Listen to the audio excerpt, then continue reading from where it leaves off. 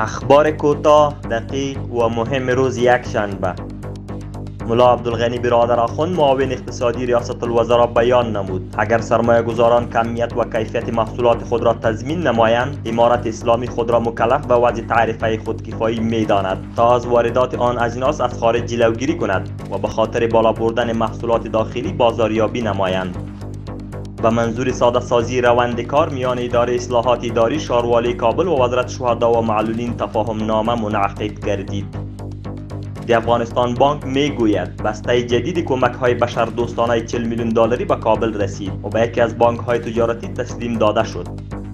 شبکه مخابراتی سلام سایت های جدید را در کابل و ننگرهار فعال کرده است. این شبکه مخابراتی به منظور افزایش کیفیت و ظرفیت خدمات مخابراتی و اینترنتی 4 آنتن جدید را در شهرک های قصبه و امید صدر ولایت کابل و همچنین در ولسوالی های سپینغر و کامه ولایت ننگرهار فعال نموده اند.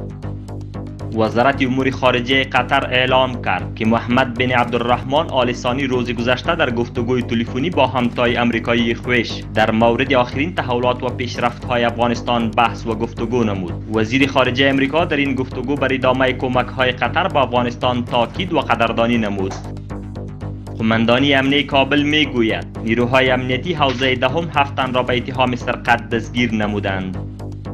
باشندگان شهر کابل میگویند با آمدن امارت اسلامی در بسیاری از بخش‌ها تحول مثبت به میان آمده است. تامین امنیت، ریشه‌کن شدن اعتیاد به مواد مخدر و تربیت جوانان با روحیه اسلامی در پهنتون‌ها قابل یادآوری است.